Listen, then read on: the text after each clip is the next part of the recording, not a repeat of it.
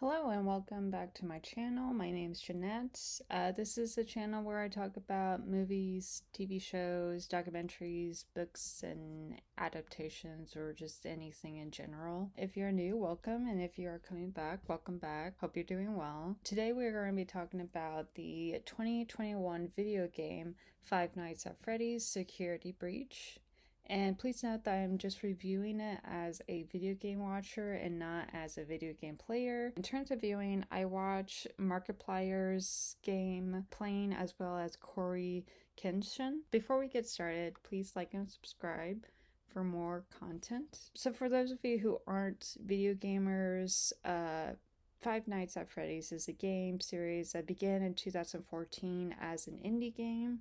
It had a structure of a survival game with a point and click elements. The first game had the player as a new security guard for the night shift at Freddy's Fazbear's Pizza, who had to avoid the four animatronic characters, Freddy, Bonnie, Chica, and Foxy, who come to life in the middle of the night and try to kill the player. And as the player completes each night, they learn more information about the dark history about the pizza place, as well as like their owners and just, in general. The first game started as a cult following, causing 7 more installments along with books and spin-off games. And it also created a huge section of lore that revealed more about the characters like Will Afton and their deep secrets within Freddy Fazbear's pizza place. It was created by Scott who worked as a developer and writer for the game series until his retirement just last year. And though Scott states that he was retiring to spend more time with his children, but it is unknown if this was because people, including fans, were upset to find him not only as a conservative Republican, but also that he was a very strong Orange Julius supporter. So Scott did note that he will still be part of the Five Nights at Freddy's, but it sounds like it would be more of an advisor role or just like an executive producer than anything else. Side note, I honestly don't care who you believe. This is, America, and everyone can say and do anything, but I don't approve violence or threats on another person or group. So that being said, please don't tag him for just being a conservative. Just allow him just to, let him be who he wants to be. Moving on. So compared to the previous installments, Security Breach was developed more as a first-person game. The game focused on a boy named Gregory who hides himself in Freddy. Get in my belly! As a way to avoid the security guard named Vanessa at this mega pizzaplex. And when I mean mega pizzaplex, I mean like a huge pizzaplex. Like it's like 4 stories with like 3 basements and like shopping area, and then it's got a bowling alley and then a race car. It's got a lot. It's like Disneyland meets Chuck E. Cheese. Though Freddy advises Gregory to leave the pizzaplex, Gregory is trapped for 6 hours until 6 a.m., kind of like similar to the previous installment. From there, Gregory gathers items and supplies while avoiding the animatronics and Vanessa. Unlike the previous games, Freddy is Gregory's advisor, who also helps him from trouble by either going into his birthday cake catch, and that's kind of how they explain it to be. Think of him like Barbara Gordon in Arkham Knight series, or EGAD for Luigi's Mansion, for those of you who don't know what I'm talking about. Over the course of the game, Gregory encounters Chica, Roxy, Monty, Vanessa, the daycare attendant, which turns into the Moon Man, DJ Music Man, and the Wind-Up Music Man, the Glam Rock exoskeleton, and Vanny, which is apparently the main antagonist. Gregory also has to avoid some of the staff robots who would alert the animatronics and would give them Gregory's exact location if he stands too close to them or gets in their way of like the routes that they're doing. Despite the game being set in first person, it does have elements that pay homage to previous games. There would be mini games where you would go into a security room where you would have to check on the cameras and lock the doors whenever an animatronic comes near. The game also does have a point where it provides the player a choice. So after freeing Freddy in the operating room, Gregory finds a party pass where he can use it to either the laser tag scenario or the mini golf course. And if the player chooses the laser tag, they encounter Chica, where they have to defeat her and upgrade Freddy with her voice box. But if the player chooses Monty, they could defeat him in the golf course and then upgrade Freddy with his claws after that. The players then have to defeat Roxy to upgrade Freddy with her eyes. However, once you upgrade Freddy, the player has to head to the main entrance where they are given 3 options. If they leave, it cuts to this comic book section that shows Gregory running away from the megaplex and then sleeping in a cardboard box inside an alley before Vanny arrives. If the player decides to go after Vanny, they are given a short scene of Freddy being attacked by the staff robots after Vanny orders them to dismantle him. From there, Gregory has to head to the arcade where he discovers Vanny's hideout in the arcade, which is I think the 3rd story of the round building. He takes Vanny's device and orders the robots to dismantle her, killing her. He returns to Freddy where he shuts down from his damage before calling Gregory Superstar. If the player decides to stay, it unloads a bunch of possibilities so the player can have Gregory defeat either Chica or Monty depending on who they picked the first time. And after upgrading Freddy, they find the ruins of the burned down Freddy Fazbear Pizzaplex, which has created a sinkhole revealing a monstrous amalgamation of older animatronics dubbed the Blob. Freddy explains that he remembers Vanny bringing him to the sinkhole after he had a malfunction at the beginning of the game, revealing that Vanny was brainwashed by Will Afton to restore him so he could try to take over Freddy's body. And after a series of activities, Freddy regains control of his body and he escapes with Gregory as the ruins burn down and the Blob drags Afton away, with his livelihood unknown of did he die or is he going to get reincarnated again? We don't know. So after finding certain collectible items, it unlocks an ending where Freddy sets fire to the megaplex, but they encounter Vanny on the rooftop who tries to take hold of Gregory. Freddy sacrifices himself and holds Vanny as they fall off the rooftop and crash to the ground. Gregory somehow comes down. They don't show how he comes down from the rooftop, but he unmasks Vanny, revealing what appears to be Vanessa. But another picture shows Vanessa in her security guard outfit looking down from the rooftop. And if Gregory unlocks the security level 7, he can exit through the loading dock where he and Freddy drive away in this commercial van, only for Freddy asking Gregory to pull over because he needs to be recharged. They continue their journey with the help of the car battery charging Freddy.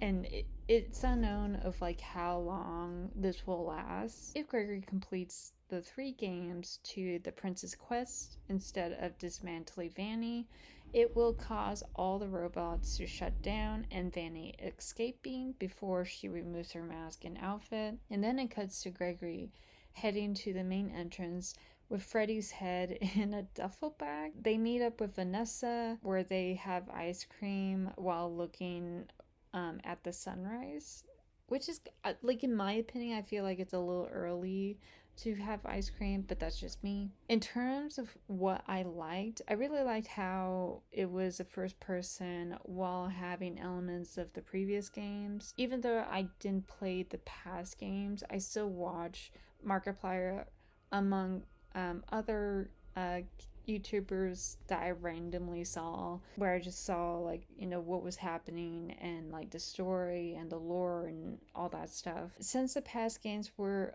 point and click, you had limited access to what you can see. Either you're on a fixed camera or you're going to fixed areas like the Five Nights at Freddy's 4. Instead, the security breach allows you to go to a bunch of areas and discover the lore and collectibles. This also includes callbacks to previous games, such as the security room and Bonnie and that panda lookalike, among other things. It almost felt that the developers welcomed the new aspect while keeping the original touch from the original and previous games. I liked the pops of colors that I had, and it was completely different from the past games where it was like just very dark and dingy, but then with this it was like just colorful and lights, and yeah, there were moments where it was dark, but technically it's like a kid's place, so it's bright and everything. I like the extra content you receive as you unlock more rooms and more information. If some of you continue to play the game even after you finish the game, you'll discover like more lore that is like a callback to past games and the backstory of maybe Vanessa or Vanny. And also it's pretty scary. I would say like my favorite part was the daycare center because it was weirdly creepy, especially with the daycare attendant that would just take you back to where he places you. And it was even creepier when they revealed the moon version of him. At the beginning of every hour, you encounter the moon guy. You had to like hurry to like get to a charging station so you could avoid him. It's a lot of interesting things that you had to encounter and had to like remember while you're playing in this game. Some of the stuff that I didn't like, I felt that the map robot was horrendous. The first time I saw it, I like screamed because it's not something that you would expect. And also there's even famous like compilations of it. Like we all know it's ridiculous and it's annoying. Stop it. Get some help. I felt that there were too many glitches of the game, especially for something that has been developed for so many years. It's fine to have like a glitch or two, like Uncharted, but when there's like tons of them and they interfere with your gameplay, it kind of takes you out of the experience, both as a player and as a watcher. The lack of story behind Vanny was another thing I didn't like. So even though she was considered to be the main antagonist in some way, it didn't have enough encounterments with her or scenes with Vanny that could deem her as the main antagonist. It almost felt like she was just there as another obstacle gamers have to encounter. And I do like the design and how she interferes with Gregory as she walks closer. I thought that that was really cool. But I would prefer if there were more encounterments with her, or just kind of her trying to interfere with Gregory as he's trying to gather all these collectibles or trying to get to Roxy or Monty or Chica. I kind of felt that it would have been best if they made Vanny to be kind of like the doctor from Resident Evil 2. You do encounter the doctor throughout the game, and then over the course of the game, he either becomes like stronger or he becomes like completely different from the original first encounter. So unless you unlock the side journey where you collect these CDs to reveal Vanny's backstory, you are unaware who Vanny is, let alone why is she there. Also, in order to unlock that side quest, you have to wait until you make the stay decision, which is basically towards the end of the game, thus making it unable to save your progress.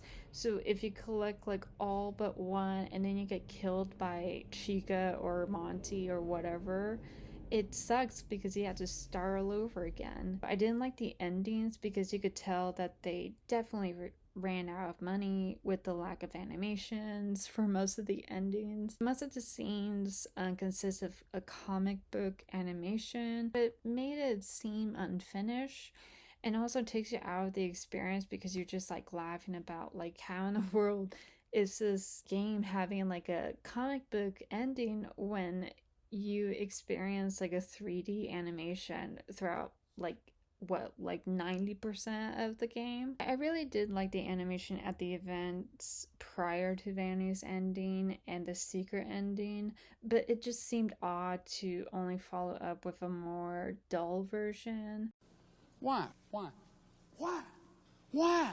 Why? Also, the endings don't explain that much. It literally shows ways Freddy and Gregory could leave the Megaplex, and I believe that they should add more to the ending, like maybe have a decision between Vanny and Gregory, or maybe have Vanessa come in and save both Gregory and Freddy. I know that Vanny and Vanessa are supposed to be the same person, but we do have an ending where Vanessa is looking down on Freddy and Vanny from the rooftop.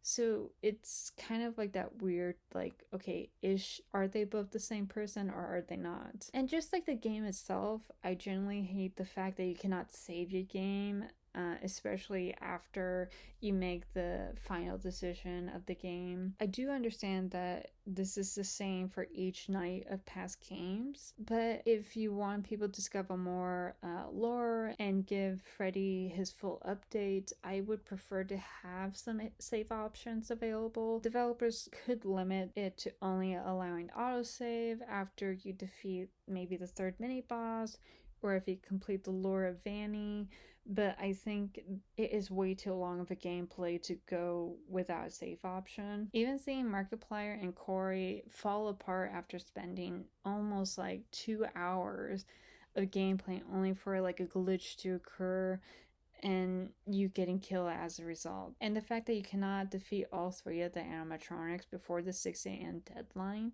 is a downer. I would say ratings wise, I would rate the game a 7.5 out of 10. I really like the graphics and the gameplay, but I felt there were too many glitches, especially for a game that is so developed and has like so many stuff in it to just have like all this glitch. Like I don't know if it was because like they didn't have like a test player available due to COVID, but still. Hello, Editing Jeanette here. Over the course of the 7 months that I was editing this video, apparently the game company that created Five Nights at Freddy's, they actually went back and fixed all the major bugs, and apparently it was over 100. But despite all that, I still feel that my grade for it still stand, mainly because it's a game that should have no such bugs or glitches that should occur when you're playing this game, especially if you're spending like a lot of money for a game, which I feel that would probably be another episode, because it's not just Five Nights at Freddy's security breach that is dealing with this. There are dozens more games that I feel needs to be brought up. So yeah, look forward to that one. Okay, bye. And I didn't like the limitations to the game, especially when you have to wait until after you finish to finally explore more options. If they gave you a save option past 6 a.m., I would probably give this game an 8. But for right now, it's a 7.5. But yeah, that is it for this video. I'm sorry for not posting a lot of videos right now. If you like this video, hit the like button and subscribe if you can. That would be great. I also created an Instagram account where I post updates and video alerts, so it is somewhere here. So yeah, see you guys in the next episode, and thank you and goodbye.